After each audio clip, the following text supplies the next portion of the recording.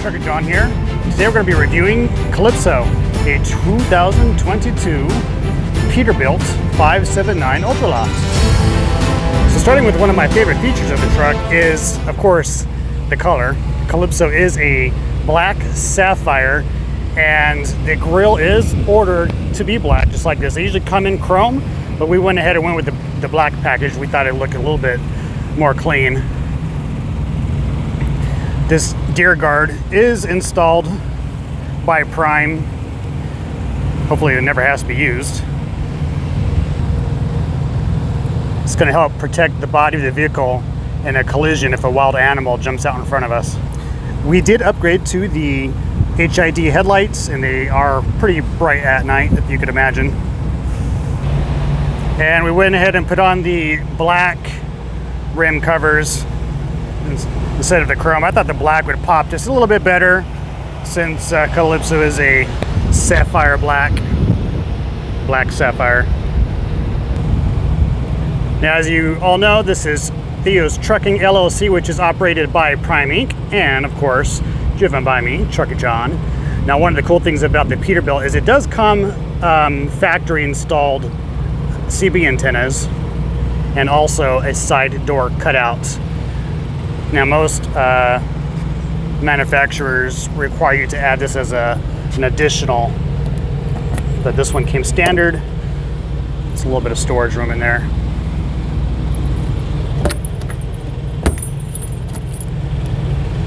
So the truck comes standard with an APU. This is installed by Prime. It's basically a generator that helps keep the truck cool or hot without the engine running, so it helps save on fuel. So the fuel tank is connected to the generator, so it takes fuel from that tank, but it uses very minimal fuel to help with fuel consumption. And of course, that's the fan that helps blow the hot or cold air into the cab.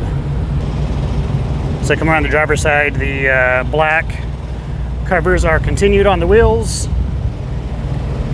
And one thing you're going to notice here is we've got the DEF here, but there's no fuel tank opening here like it is on some other manufacturers. They're actually behind back here, which is taking a little bit of getting used to, but so far it hasn't been as big of an issue as I thought it was going to be. You just have to position your truck at the fuel island just a little different, but it works out. And then of course we have this step stool installed. Basically it holds my snow chains in case we have to drive through inclement weather. Now this is a pretty cool feature here. You don't see this on too many trucks. Usually on trucks, like on the other side, there's a little door cut out. This one is a full-size door, which has its own locking system. So basically what the purpose for this is, obviously I can access my tools and everything I need for the truck underneath here. But also, for example, I went shopping and I didn't want to climb through the front of the truck to bring all my groceries in. I can just put them right up there in the bed, and it helps save the hassle bringing stuff in. Now, the downfall of this is obviously I just opened it. Now my bed is open to the elements, so when it's snowing or hot, that might be an issue. But they do sell a partition that connects from here to the top, so that way that is blocked off and you're only accessing the bottom when you open the door. So that's something I'm going to have to invest in. Now, if you're watching my previous videos about Calypso, I did show you there was a pretty significant gap between the cab of the truck and the trailer. As you can see, I've shortened that mainly because the turning radius was just too much, and I felt like I had to learn how to dock and back into parking spots all over again, which I'm all about making life more easier for myself. Plus, it helps with the weight distribution. I'm more used to having it at a certain weight here in the front, so I didn't want to have to guess anymore. So it's pretty simple. There's a button inside the truck that releases that pin right there, and then I can just freely move that fifth wheel back and forth to the position I want. So I have it as far forward as it'll go, which gives me that distance there, which I think is so far been more of a benefit than having it so far back. And of course, we don't want to damage our brand new lines and hoses because, as you can see, it stretches quite far to get to the connections. It goes all the way up in there and then back down in there to connect. So the way it was before is this spring connection was up there with that spring connection, and so I basically brought my hose to about right here, and I had to really stretch to try to get it there. So by bringing the trailer forward and also moving the spring from there down to this connection here, it gave me a little extra slack. that way when I'm making these wide right and left turns, it's not tugging on these lines and, you know, snapping this part out and just creating a headache while I'm out on the road. And moving into our 2022 Peterbilt 579 Ultraloft Calypso, I wanted to point out the stairs. Now these stairs, just like any other truck, you're gonna have to climb up into the truck. But these ones, the second step coming up, it feels like it's a little bit more pushed into the truck, whereas the other trucks is like out even with this step. So it almost feels like you're climbing straight up a ladder. Well, this one feels like you're more walking up a flight of stairs into the truck. And for me, it's just a little bit more comfortable. Just grab that handlebar right there and you just step right in, and it's nice and easy, like a flight of stairs going up into your house. So the first thing you do notice as you open the door to your brand new Peterbilt is just the appointments of the luxury. I mean, look at this wood grain here on the door with the Peterbilt logo right there, chrome accents, leather, just a very clean and very welcoming touch that they have here. Of course, it comes standard with your fire extinguisher, which is required by law. And again, we have our Peterbilt logo there on the footwell coming on in.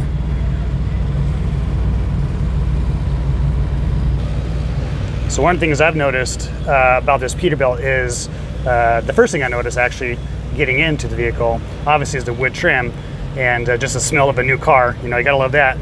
But the overall quietness of the cab of the truck, and let me demonstrate that. I'm not sure if you can hear the background noise and the wind and everything that's happening, but when you close this door,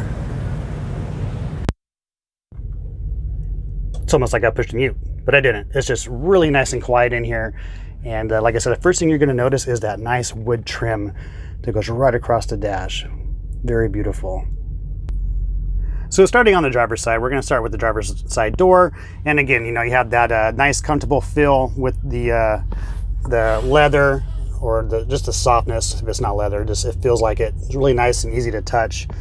And the controls, I love these controls because you can push and hold the mirror to the left or right and it'll stay there, where in other models you had to, is a single button that you'd push and then it would time out, and if you're trying to adjust your mirrors and you weren't fast enough, you'd have to reset it again, which is a little annoying.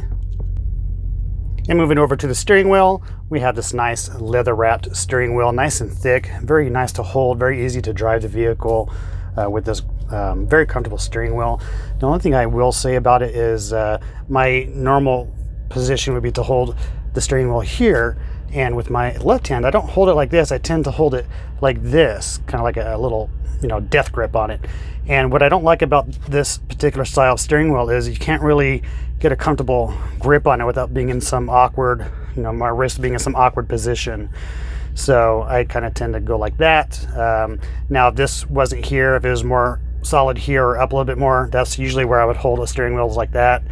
But this is a little pet peeve of mine, and not that big of a deal. So starting with these controls down here by the ignition, you're going to have the utility light that helps you light up the back end of your truck. At nighttime, you have your fog lights. These are your interior, forward interior lights, which I will show you the lights here in a second. This is your light check button. So when you're doing a pre-trip in the morning, push that button and all of your lights will cycle through your headlights, your high beams, turn signals, all the lights that you're gonna have to check on your pre-trip, they cycle through. Of course, you have your hazards. And the ignition, great thing I like about the ignition is you can turn it on without setting the alarm on your truck, which allows you to access the radio, your Qualcomm, and you can roll down the windows. So speaking of the windows, driver's side is automatic, one push, but not the passenger side. Passenger side, you gotta push and hold it and actually work. Oh my goodness, okay. And we're gonna keep the windows down because it is 80 degrees and humid, and I'm hot. And on the steering wheel, of course, we have our volume control for our media center. We can also change channels or songs through Pandora or whatever you're streaming. Of course, a mute button, and you can switch to the different modes, whether it be your navigation, your radio, Bluetooth device, XM radio, whatever you have going on the infotainment center. And moving over here, we have the cruise control. It's adaptive cruise control. So basically you can set it here by turning it on. You can cancel it if you need to slow down for whatever reason. And of course you can set the speed, resume the speed. These two buttons here basically do the same thing. If I pushed up on set, down on resume, it's going to be the same thing what these buttons do. It's going to increase my speed or decrease my speed. These two buttons do the exact same thing. And moving up to the instrument cluster, we have our selector for the headlights. There's no indication either here or on the dash saying that your headlights are on. The only thing you're going to get is a little bit of a dimness going on, and of course you can see your headlights turn on, but other than that, there's no indication. Then of course we have our different gauges here. We have our coolant, our DEF or fuel, our tachometer, which has those three little green dots, which is going to basically tell you when you're revving your engine, whether you're accelerating or coming down a hill or whatever you're going to do. You want to make sure you try to keep your tachometer, your gauge selector right into those green, that threshold of the green dots. That's going to be giving you your optimal fuel economy. Then you have your little driver information center up here, which is controlled by this little guy over here. So you can push the back button to get to different menus, and you just dial this to the left or right to find your different information. So as you can see, this truck has 3,275 miles on it already. I've had it for about a little over a week. It had 40 miles on it when I picked it up. Then of course we have our speedometer, which is a very standard speedometer, and then we have our oil pressure in our primary and secondary air, which are in separate gauges versus one gauge with two little dials on it.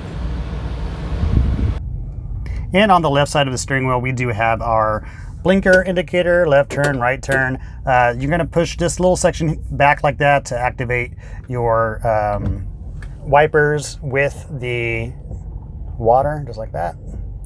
Cleaning my windows. Even though they're clean, but I just want to show you guys.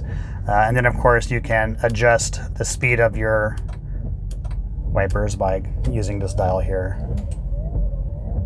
And that's as fast as they go. So far it's been fast enough. And I have been driving through some inclement weather. As you can see, it's a bit stormy over here. We may actually expect a tornado here in Missouri. Anyway, so moving on. So obviously if you pull back, it turns on your brights. Well, the vehicle's not on, but if it was on, you pull back, it turns on your brights, pull back again to turn it off. The thing I don't like about that is you click it to turn them on and you got to click them again to turn them off versus just pushing them forward or back. Although you can push it forward, and pushing it forward, all that does is turns on your brights. So if you need to flash someone for whatever reason, that's what that does.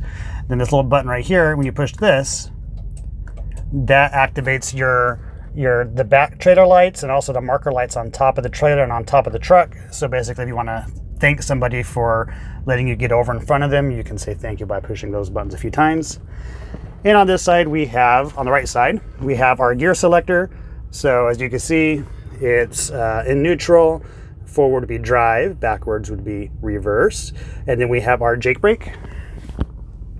So basically the way the Jake brake works is right now it's all the way in the up position, so it's off. For to bring it down, it's going to give me an indicator saying I'm on Jake brake number 1, bring it down to the second slot, Jake brake number 2, and then again number 3. And of course if I push and hold it down, it's going to say max. Now it's not going to do it now because the truck's not on, but once I push and hold it down, it releases, it'll go to max, which I have not used it yet because I have not been down a steep grade, but I do plan to use it. So far the Jake brake is really smooth and very sensitive, and it's really easy to operate and makes the truck so much easier to drive. And then to get out of max, you can either do that again and it'll just bring you back to 3, or you can just move the dial all the way up and it'll take it 3, 2, 1, 0. And moving on, again, this is the infotainment, the instrument cluster information selector, so you can move it left to right to go to your different. So you can go left to right to get through different information. This is also where you're going to be to turn on the. This is also where you would put in the security code for the truck. A little screen will pop up there asking for a 4-digit security passcode before you start the truck, so it doesn't set off the alarm. And that's where you would dial through here. And it's actually pretty easy to use. You just twist it, you know, 0 through 9, 1, 2, 3, 4, and yeah, you know, it's pretty simple. Then of course we have a bunch of buttons that don't do nothing. They don't even move. This is the instrument cluster brightness. It's up or down if you want it bright or darker. I usually keep it all the way bright. It hasn't been an issue. The lighting for the instrument cluster is actually really nice. It's not too bright, and it's got this nice little amber glow to it. So even at its brightest setting while driving at night, it's really easy on the eyes and it's not too blinding. And I've been fine just keeping on the highest setting. And moving over here to our climate control. So obviously we have our fan speed, which works very well, and I might keep it up 1 notch because it's getting kind of warm in here. And, you know, temperature control, which one thing I really like about this, you push it to turn the air conditioner on, and a little light will turn on. Also, this when you push it to turn on the air circulation. What's great about this one is instead of just blue and red, you actually get numbers, so I can actually set to a specific degree if I so choose to desire. And of course you have your auto button max, so it'll be automatic defrosters to the windshield, and it'd be automatic heat. So even if you have this set to cold, I've noticed that you hit this button, it's automatic heat to your windshield. And of course your different fan or air vent selections, whether it be your just the driver all the way to just the windshield. And then moving to the right of that, we have of course our traction control button if we want to turn on or off our traction control. Hill assist. So this vehicle has hill assist, so if I'm parked on an incline, the vehicle will not roll backwards. It'll help me accelerate up the hill from a stop versus rolling backwards. I could turn that off for whatever reason I need to. This is our lane departure warning system. So basically you turn that on and off. If you're veering to the right or to the left, it'll go through the speaker systems and it'll sound like this. Quite annoying, and it's really loud, but it's there for safety. And moving on from there, we have more empty buttons before we get to our dome lights, which turns on and off the sleeper dome lights right behind us. Down here, this is our, moving down, we have the airbag dump. So basically if I need to lower the back end of my drive tires to get under or to get out of a really low trailer, and just push that and it lowers the back end of my truck. And then this is the fifth wheel slide release. So if I needed to move the fifth wheel to the forward or to the rear of the truck, I would just select this button and the pins would retract, so I would be able to move the fifth wheel either forward or backwards. And this is the interlock for the drive axles. Panic button. So if ever I'm in some sort of situation where I need help, it's medical emergency, I'm in a serious accident, I'm not able to use the Qualcomm or my cell phone or whatever to call for help, push this button and it sends an alert directly to my dispatcher or whoever's on call, straight to prime security basically. So it's kind of like a 911 button. They'll track me via GPS. They'll probably try and get me on my Qualcomm, or they'll try to call me on my cell phone most likely. And if I don't answer to say, yeah, it was an accident, sorry, I didn't mean to push it or whatever, then they would, based off my GPS coordinates, send medical or police to see what's going on with me. And then we have our load scale. So this is the load scale that's inside the truck. There's also a right scale that's on the trailer. It's basically showing me what my weight is on the drive tires of my truck. So that way I don't have to go visit a scale every time I get loaded. Now it's not 100% accurate, and I've had to adjust it a few times since I've owned the truck. But so far has not been an issue. I usually set it just a little higher than what the actual rating should be. So just that way I have that little buffer and I know I'm safe. And I'll do a standalone video on how to adjust this. But just real quick, if you do notice there's two buttons here. This little dial here will actually adjust the scale dial. So if you know exactly what your weight is in the back because you've been scaled out, then you can adjust it there so you know exactly where you're at all the time. And of course this button right here changes the colors. So if you didn't know that, you can actually change the colors of your dial. And I like to keep it blue. Just like that. Then of course we have our tractor parking brake and our trailer air supply, which is not for parking, which some people mistake that for. You don't use this to park. You use this when you're basically dropping your trailer. And moving to the right, we have our Qualcomm, obviously, and this is a Prime installed device. This is not a Peterbilt device, so I'm not going to get into the detail. This is proprietary just to Prime. Some other manufacturers and carriers probably use it, but this is Prime's device, so I'm not going to go into detail on that, but that's what that is. Moving over here, this vehicle actually has a glove box. Now, I will say, as I'm coming over to the glove box, I do not like the positioning of the Qualcomm. As you can see, for a passenger, or for myself right now, trying to get over there, that's basically something you got to crawl around, or you got to kind of move it to the side. You know, you got to bang it into the dashboard, and then even then, you know, it's not meant for little guys. You got to worry for that cord down there. You want to pull that out from the bottom. It's just poorly placed. I really do not like that placement, but there's really nowhere else you can put it. So, oh well. All right, so moving over here, we have a glove box, like I said, and I use it for my trash bags and also for my power supply, which I have running to my cigarette light over there, which powers my dash cam, which is up there.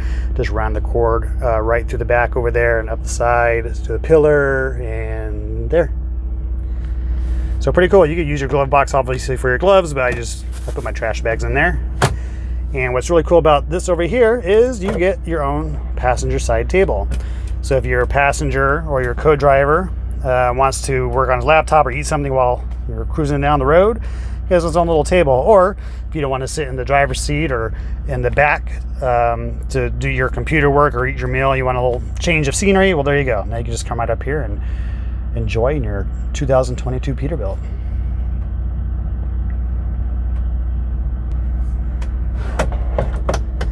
And again, look at that wood grain. My favorite part. I love this wood grain. Really pretty. It's a beautiful looking truck. Great interior. I love the look of this interior. The color scheme's great. Just the touch of everything's really nice. It's nice and soft. It's not hard plastic. You could just tell there's a lot of quality and craftsmanship that went into this. I like the chrome accents around everything. Just a lot of thought went into it, and it really shows. And moving up to the dashboard, just your standard dashboard. Now it does have these little cutouts here where you can, I guess, put your pens or your sunglasses, which I do put my sunglasses here when I'm driving, or my earbuds when I need to talk to somebody. I usually set them up there. But other than that, for me, it's just a personal thing. I like to keep my dashboard nice and clean. Really nothing on the windshield. The only thing I do have is my mount for my phone. So I have my navigation, playing my Pandora, listening to my sound devices. Whatever I have easy access right there, so I'm not reaching for it anywhere. No navigation on the windshield or anything like that. And like I showed a moment ago, I do have my my 360 VR dash cam installed right there, and along with my all my pre-pass and toll passes, and that is the lane departure warning sensor right there. Now, one of the great things about the sun visors on this truck, which my wife will love because my Freightliner did not have this, it actually has a mirror. You can actually see yourself. There we are. Hello. Yeah, my wife was looking for this in the Freightliner, and it does not have one. And moving on to the interior lighting of the front of the cab. As you can see, it got dark real quick. I want to show this to you. We have two lights here. We have one that kind of gives you an overview of your entire front end here. And also there's one map light that you want to focus just on the driver's side. And same thing goes for the passenger side. Now this speaker here and on this side over here, those are the speakers that emit the sound for your lane departure warning. I believe that's the only use for those speakers. And again, that button right there turns on all the lights here in the front, including that one right up there. So you get this nice, bright lighting for the front of your cab. And moving on to the upper part of the cab here, and the air horn has this nice leather wrapped cord versus just that little metal cord that would hang in the other truck. It's got a nice little feel to it.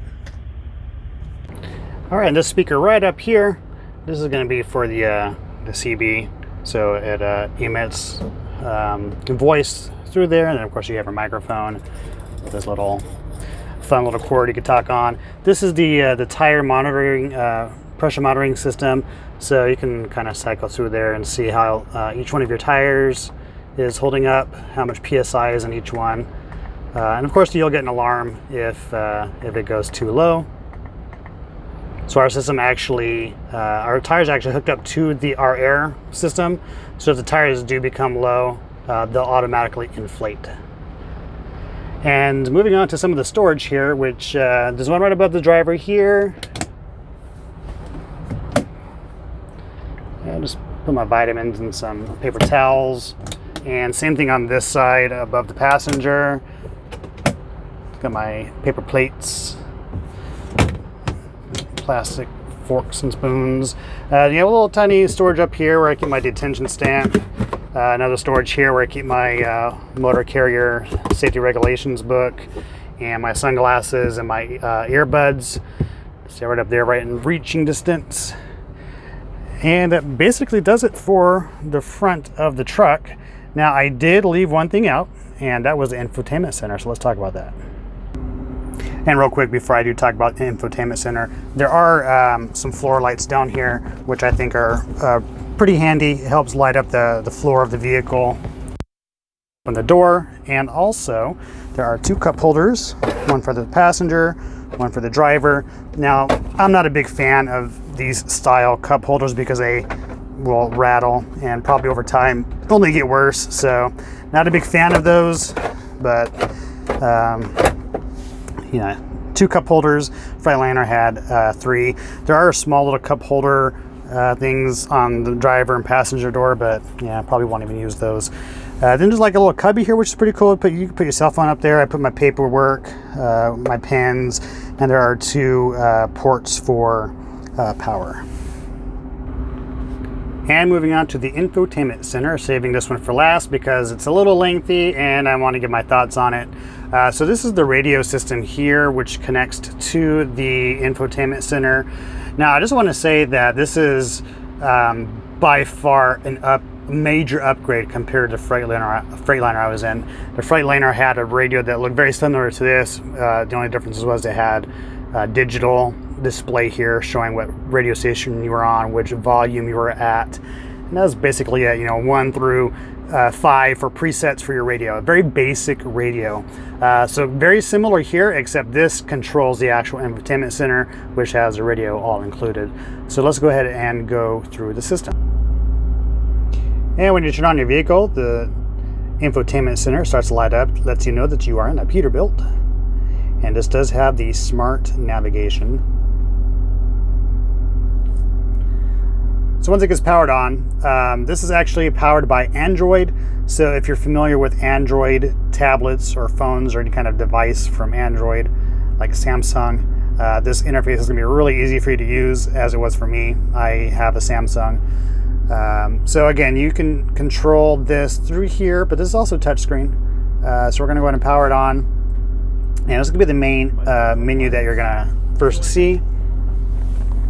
Now, one thing I do find quite annoying is once you turn it on, it automatically goes to the radio, and the volume is kind of high, and I wish it wouldn't do that.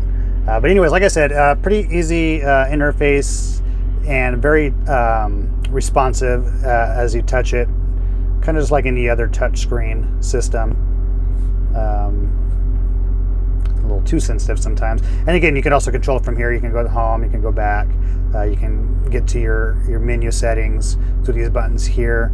You could also get to your Bluetooth, you can eject a CD if you had one, volume control, and you have your brightness and the dimmer for driving at night. Now, I have noticed when I am driving at night and I have the dimmer all the way down, randomly it'll just go all the way back to full brightness without me touching it. And I don't know why it does that. It's just one of the few little quirks that this thing has that is really not that great. So moving on to the different options, gauges is probably one of the coolest features of this device. It basically brings up all the digital gauges for the truck. And you can actually toggle through each one. If you want it to make it full screen, just click on it. So we have our oil temperature, we have manifold, DPF status, miles per gallon, which right now I am sitting at 8.1 miles per gallon. This will fluctuate as you're driving, so you can kind of see in real time what you are doing. Then of course it shows what your torque is doing and also your amps. Now you can find most of this information right over there as well, but I thought it was a little cool touch to have a digital display. Now the 2022 Peterbilt that's coming out later this year, the completely redesigned one, still going to have this infotainment center. I don't know if it's going to be an upgraded version. I really hope it is, because for being in a truck, this is a great system. It works perfectly. It's all this truck needs. But if this is going to be in competition to the infotainment centers that are in your basic four-wheeler cars, this is nowhere near it. This is not going to be in any kind of competition with any kind of vehicle out there other than the trucking industry, which is what we're in, so I guess it's okay. But the new 2022 is going to have a digital display. This whole thing right here will be replaced. None of this will be here and be all one big computer screen, and it'll be all digital instruments, and it's going to be really nice. Can't wait to see it. And moving on, we'll go to our phone, which obviously you can talk through the phone. There's a microphone built in. The microphone's built in right here, actually. That's the microphone right there. So when you talk, your voice goes through there, and when someone talks back to you, it goes through the stereo speaker system, which you can hear everybody through the stereo speaker system pretty good. It's really clear, nice and crisp. The problem is they can't hear you. It's very, you sound like you're in a tunnel, you're far away. Just does not work that great. Now I use my Bluetooth anyway when I talk, so I don't use that system. Camera views is not enabled on this vehicle. If you had cameras set up on your mirror, or if you had a rear view camera, that's where you would see it here. So we just don't have any set up on the truck, but that's where it would be there. You can configure it. Your clock, obviously, you can go in there and you can set the time. You have a stopwatch if you want to time yourself, whatever. Audio. So a few things here about audio. Obviously you have your FM, you have your satellite, you have your weather channel, which is free, AM, and of course media, which is what I use. I use my Bluetooth, so we'll go into media.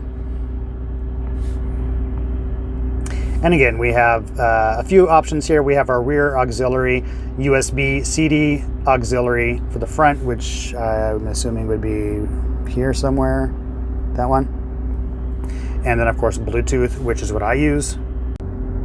Now it did take me quite a while to figure out how to connect my Bluetooth to the stereo system. It wasn't easy to figure out. It's not written anywhere. Actually, the entire infotainment center itself is not documented in the owner's operation manual. There's no literature on this system itself. You basically just have to play with it and learn how to use it, and which is fine. I'm halfway tech savvy. I can figure things out. Could not figure out the dang Bluetooth. How can I get my phone connected to the Bluetooth? So trying to figure out how to activate my Bluetooth. Obviously you want to go to settings, we go to wireless, right? We want to connect a wireless device, and there we go, wireless and network. So there's our Wi-Fi, our Bluetooth, everything we need, right? Perfect. So obviously Bluetooth is on, all right? Turn Bluetooth on, but my phone's not connected. How the heck do I get it on? I went to all the different settings. I could not figure it out. And here's the secret. And I had to call all the way up to the top of the chain of command to JJ the trucker. I had to call my buddy JJ the trucker and ask him, how do I hook my dang phone to this system? I cannot figure it out.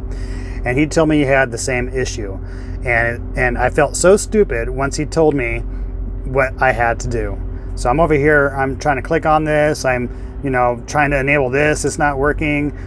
I get these messages, can't connect with device, can't connect, no phone added. I just got all these little things saying you can't use your Bluetooth. So JJ the trucker told me the secret is you got to actually push on the word Bluetooth, the actual word Bluetooth, for it to work.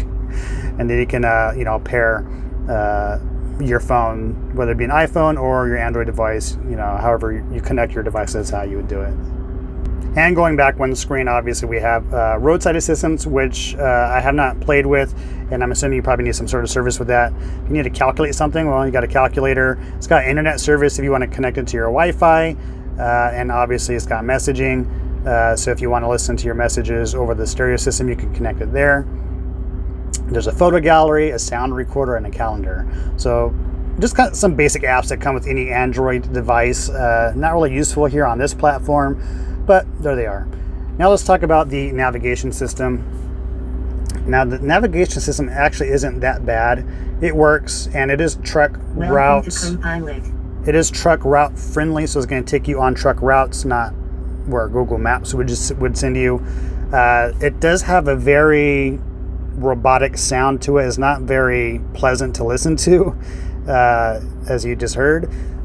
But I mean, the interface works great. It's got great graphics. It's pretty accurate for where you're standing. It does not have traffic, like live traffic. So, you know, you're still gonna have to rely on Google Maps if you want to watch live traffic.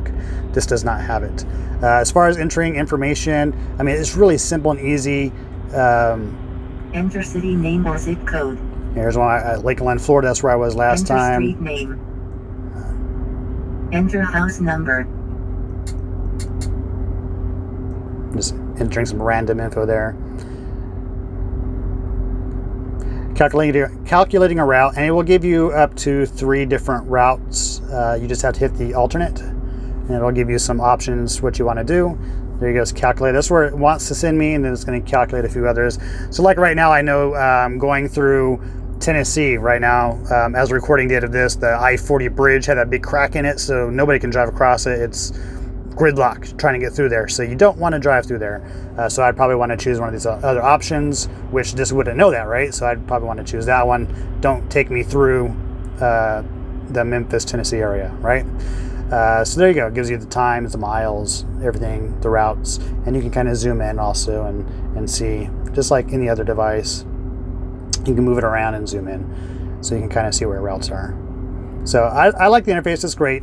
Unfortunately, I don't use it. I tried using it on 2 different trips, and it just, the information it gives me, the routes are so off compared to what my truck GPS and what Google Maps and what my Qualcomm tells me. You know, so when I first tested this, I basically had 4 GPS going. I had this GPS, had my Qualcomm, I had Google Maps, and I had my my truck driver power app going, which is my go-to truck navigation. So I had 4 GPS running, and this one was my least favorite. I did not like it. It just gave me some weird routes. I didn't trust it, so I just don't use it. I mean, it's a great backup, and it's okay to use. You know, you could definitely use it if you don't want to go spend $500 on a window-mounted GPS, which I don't do. You know, I did have one, but it broke like not even a month after having it, so I'm not going to buy another one. I can just use the apps on my phone. They work just fine, and of course the Qualcomm, the company provided GPS, works just as well. I mean, it's not the greatest, but it works, and I think it works better than this. And that's basically it. That is our in-dash infotainment center. Like I said, it's not the worst, you know, device. It's way better than what I'm used to. It's a huge upgrade, and I'm excited to see what Peterbilt might come out with next. All right, now let's talk about these seats. Very comfortable, actual leather seats. These are the upgraded model. They do have the heating and cooled option there. So if it's winter time, you can heat the seats. If it's summertime, since it is leather, it cools the seats. So very cool, very comfortable, and it has adjusting lumbars. You know, there's switches there that adjust. There's like 4 different ways you can adjust the lumbar to help your back support. The only thing I really don't like about this chair, especially for the price, are the armrests. You have to adjust them by basically twisting this, and then, you know, it'll stop right where you want it. Whereas the Freightliner, you know, you push all the way down, you click it up 1, 2, 3, or 1, 2, or wherever your position would be, and that would be where you want it. And I think the biggest downfall is it's got the for the driver, it's got the right side armrest, but no left side armrest. You got to rely on resting your arm up there on the door, which I think is a big fail there. And it's the same thing would go for the passenger chair. Exact same thing, you know, only the left arm on this side, nothing for the right arm. And the same thing for the controls. You have the heated and cooled seat button, which is on the other side over there. And this would be the controls on the left side of the driver's seat. Same thing. You can air ride the seat up or down, your different lumbar positions. You can lock it in position there. This is automatic dump to just let this air completely out. And I gotta tell you, these seats definitely make this vehicle ride so comfortable. You hear about how Peterbilt has such a comfortable ride, and I think a lot of it has to do with these seats. They do not bounce like the Freightliner. Freightliner, the best way I could describe it is you're driving a pogo stick. They just bounce. They constantly go like that.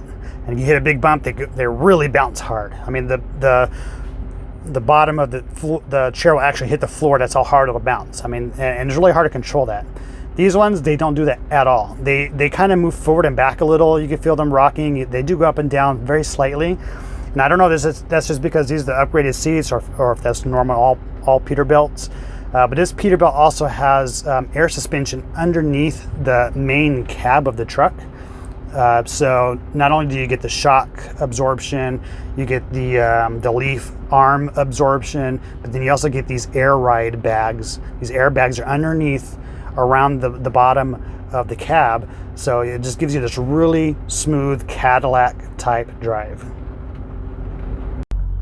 And moving towards the sleeper berth, obviously we are equipped with a bunk bed. As you move into the sleeper berth, let's start on the right side here, starting with this cupboard. Nice little storage here. Keep my toiletries and some tools, and it actually came with this bin, and I keep my clothes in there. I also got the wood accents continuing into the back here as well. And we have a little side table that pops out, so you can do your little work here on the table, eat your dinner, do whatever you like there. It also has underneath it, this little thing pops up where you can store the laptop underneath. You slide it back in, and it's nice and convenient. And look at this, cup holders in the back, man. I missed these in the Freightliner because they didn't have them. And yeah, you really couldn't hold any drinks in the back. You had to always go up front with your drinks. So I'd always have to like stick my water bottles in between the bed or back there like that. So at least we actually have cup holders now. Got some outlets for charging. Got my APU unit here. So, we can use our generator for heat and air. When the truck is on, this is the system to use heat and air there. We have our lighting controls, door locks, so if you're back here laying down and I don't want to walk all the way to the front of the house to lock it, I could just push that and it locks everything, including the side door. Another radio here a clock. It's like an alarm clock. I don't even use it. But yeah, and then there's like a night light here as well. These little orange lights come on to help kind of give an ambient lighting when it's dark in here, so if you're reaching for something you can actually see. All right, moving on, of course we have these little map lights, so if you want to read something while you're in bed. And one of my pantry cupboards here. That's what happens when you drive, things get all jumbled around. Yeah, I got my canned goods, soups, all my little snacks I have in there. And moving on up, we have our microwave and a little storage area up there for the top bunk passengers. And moving to this side, start at the bottom. Actually, let's go back over here real quick. That's my my converter, whatever it's called. My power bank for my microwave and anything else I need to plug in. All right, moving over here. So this bottom cupboard here is the refrigerator. So take a look at that. I'm just thankful that it can hold my coffee because I do make my own iced coffee. I do cold brew, so I make my own there. And it's enough to hold, a good amount of water, Gatorades, some fruit, deli meats, cheese, pretty much anything you would need. And it's built in, so this is made for a truck, so it should last a long time. The fridge I had before, and the problem with, aftermarket fridges that you install, they're not meant for a truck. They're not meant to be bouncing around, so they don't last long. So this one I expect to last a long time. Only real downfall is the freezer is very small. It's enough for maybe, some freezing some water, maybe some ice packs, maybe a box or two Hot Pockets, but that's about it. It's a very small freezer. And again, the wood accents continue to this side of the truck. And we have our full-size closet, which is actually really nice. You could actually hang clothes in here, which I have my rain jacket, my sweater, some pants. You can actually hang things in here. The hanger bar is way up here, so you can actually use hangers and it doesn't crowd. You could actually, hang a full-size wardrobe in here if you so desire. I got my water, and of course this one has a built-in mirror. Hey, how are we doing? And there's also this little hidden compartment down here at the bottom. And just put some more food in there. And of course we have another open storage area up there for the top bunk passenger. And speaking of that, let's go ahead and crawl up here. I have it made because, well, see, I have some of my clothes up there and some of my other foods and stuff hanging out back there. I need to have to move that because I'm gonna have a passenger here next week. I'm gonna have my son with me, which is why I had the bed made. Usually this folds up nicely and it creates more storage up here the way it folds up. And what's really nice also is it has its own vents. There's a vent there and a vent up there, and it also has plugs for devices if you need to plug something in. And it has its own ambient lighting up there too, so you can see in the dark. Very nice. I do have the speaker cover for that. It just keeps falling off for some reason. I'm gonna have to figure out how to get it to secure in there properly. And to get up into the top bunk, there's a ladder that's hidden inside the bed frame, just like that. Pull it out, and it doesn't reach all the way to the ground. It's got like a little bit of a gap there, but it says it's strong enough to hold, what was that, 320 pounds. So, yeah, I guess that's good enough for me. I don't weigh that much. Just climb right up on in there. That's simple. And of course, when you're done, you just be careful with your fingers so you don't get pinched. Yeah, it's not the easiest ladder to. It should be easier to just kind of pull up, but you gotta kind of give it some encouragement. And move it back down to the bottom bed. Of course, we have the side door that we saw on the outside. It does come standard with a mount for a TV and the coax cable to run it outside for a satellite TV, which I don't watch TV, so I don't need it. And this also comes with two vents, one there and one there. And also one vent down there. And of course the heater right there, which works really well. You get really toasty in here. And one final bit of storage. Oh, let me show this real quick. So on this side over here, you got like these independent little storage bins for something here. So you can actually put something in there and they don't fall under the bed when you open the bed, which is actually really nice. All right, so over here, we're gonna unlatch it, lift it up. And this is under the bed. So there's the door again for the outside, and that'd be underneath where all my tools and everything are. I can also access it here. And then in the middle here, that's where I keep my cases of water, which is under this bag. Got a case of water, some other food, some random stuff, my bags for when I leave the truck, things like that. Over here again, I got some spare shoes, some tools and things I need. Really downfalls, they put this air filter there, and it took up a lot of storage area. I wish they wouldn't do that, but yeah, I guess there's nowhere else you could really put it. As you can see, those bins there, they're like these separate bins from the bed, so you can store things in there. And like I said, you can lift the bed up like this and they won't fall into the into the abyss here like you would in the Freightliner. And finally down here, I don't know if you can see it because it's buried under everything, but this box right here, it's a 10-inch subwoofer, and this thing's got actually a pretty good sound system. I didn't demonstrate it when I was looking at the infotainment center, but yeah, it's got a pretty good sound system. It bumps pretty good. All right, guys, that's my 2022 Peterbilt 579 Ultraloft.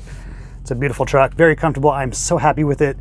The rumors are true. It rides very smooth like a Cadillac, and I will never go back to a Freightliner, most likely ever again. Now, don't get me wrong. I did love my Freightliner. The Great Dutchman was a great truck, but if I were to compare the two vehicles, it's the only two vehicles I've driven, trucks. If I were to compare them to any cars I've owned before, I would compare it to, I currently have a Toyota Prius, and I also currently have a Lincoln Navigator. And I would say the Freightliner was like driving my Prius. It's a good car. It's comfortable. It's Toyota. It's reliable. You know, it's got great technology. It does what it needs to do. Great on gas. That's my Freightliner. But then, of course, I have my Lincoln Navigator. It's plush. It's, you know, smooth ride. It's like you're riding on air. Wood grain everywhere. You know, it's got the technology, and it's just a luxurious feeling car. You feel like you're driving something luxurious, and that's the Peterbilt. That's the best way I can describe it based off the vehicles I've, you know, driven recently.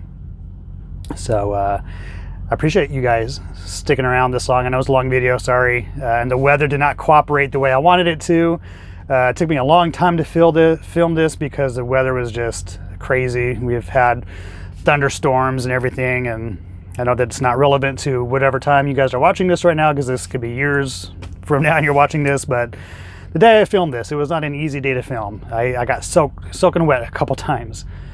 All right, guys, thanks again for joining me here, and I will see you down the road.